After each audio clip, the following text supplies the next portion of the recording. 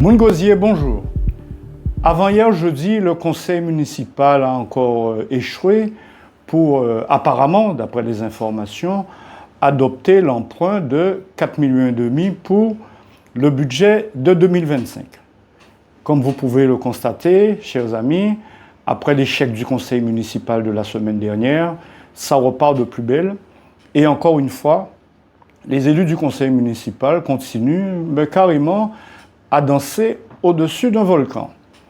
Mais, vu la situation, en sachant que nous sommes à 4 mois des élections municipales, à force de danser au-dessus de ce volcan, on risque d'avoir le préfet qui va rentrer dans la danse et derrière le préfet, la Chambre régionale des comptes qui viendra régler notre budget.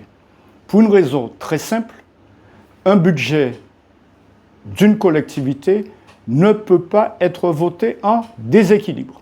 Il est important de l'entendre et que chacun prenne ses responsabilités.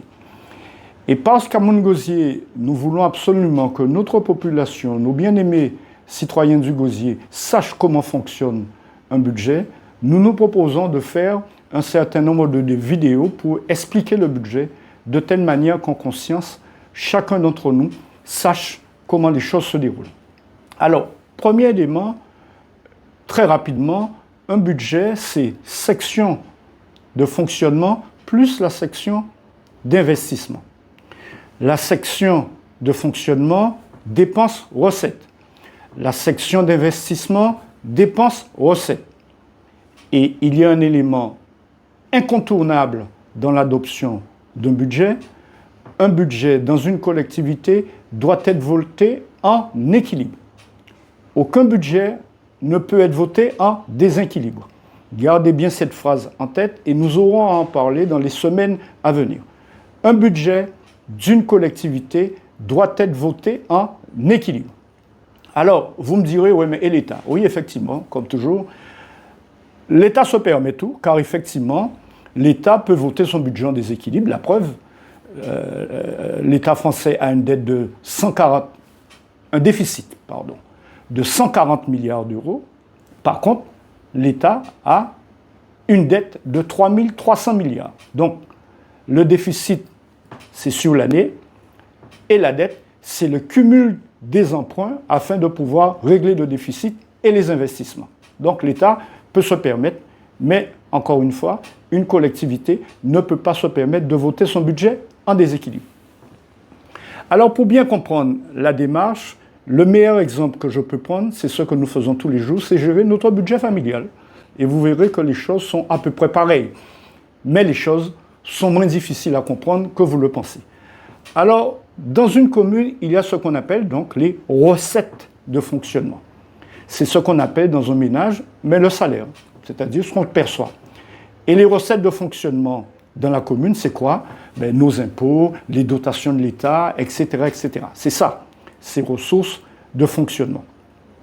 Et quand la commune a payé les agents, a payé tout ce qu'on appelle le fonctionnement normal de la commune, il y a ce qu'on appelle des ressources propres. Ce qu'on appelle dans un ménage une épargne, c'est-à-dire quand vous avez perçu votre salaire, quand vous avez payé de l'eau, l'électricité, enfin tout ça nous n'y a payé, d'ailleurs il y a trop de bitins à payer, à la fin qu'arrêtez-nous en tout petit pécule. Disons, nous pour un exemple, qu'arrêtez-nous 500 €. C'est ça nous quoi crier, épargnons-nous. Et à donc commune, il y a quoi crier ça, ressources propres, même si il y a dit terme là, épargne nette, mais c'est un petit peu compliqué.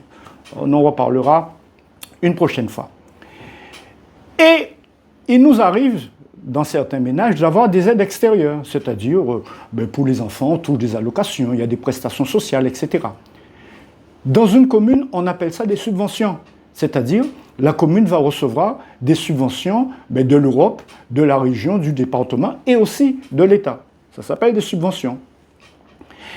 Mais en revenant sur le ménage, on a notre épargne et on a les aides extérieures.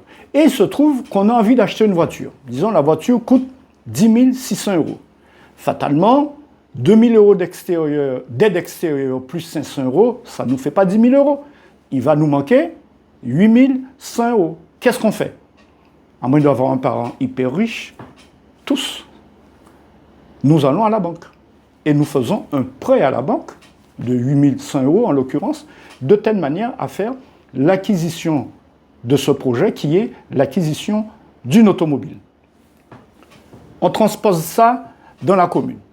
La commune, en termes de projet, a ce qu'on appelle des investissements, c'est-à-dire construire une école, réparer des routes, il serait temps d'ailleurs, réparer des routes, construire des immeubles, bref, quand on parle d'investissement, c'est toutes les dépenses que la commune fait pour augmenter son patrimoine. C'est ça les investissements. Mais la commune est comme nous.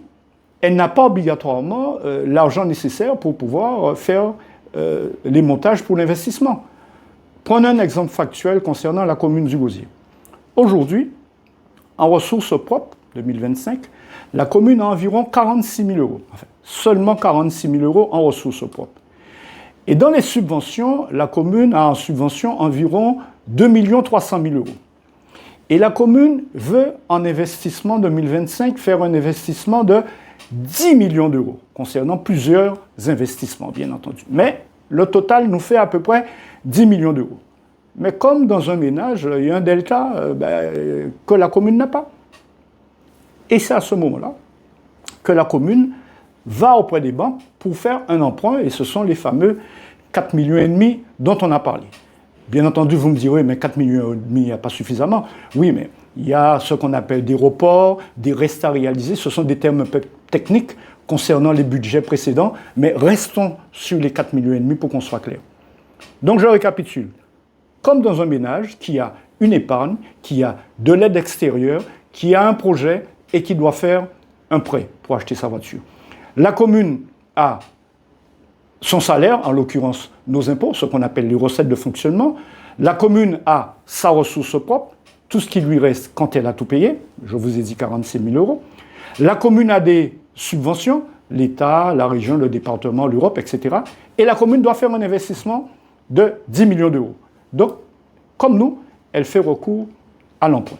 Donc voilà, très simplement, puisque c'est beaucoup plus technique que ça, mais il est important que vous fassiez ce parallèle pour nous comprendre, parce que ça n'est pas plus difficile à comprendre. Fait parallèle là avec ménage en nous, et ok, vrai que c'est à peu près même bitin là, et ok, comprendre plus facilement les enquêtes pour parler des propositions à mon Gosier, pour sortir excusez-moi, un bordel actuel là, en commune. Et mes amis, je vous le dis très simplement, tout le monde est en capacité de comprendre le fonctionnement et surtout le budget du commune. Et je vous mets à l'aise, j'assiste à certains conseils municipaux, je vous le dis sans difficulté, très peu d'élus comprennent le budget, ils votent, mais ils n'ont rien. Alors, n'ayez aucun complexe pour dire que demain, vous serez en mesure de savoir comment fonctionne le budget de votre commune, en particulier, grâce à la démarche pédagogique de Moun Gosier.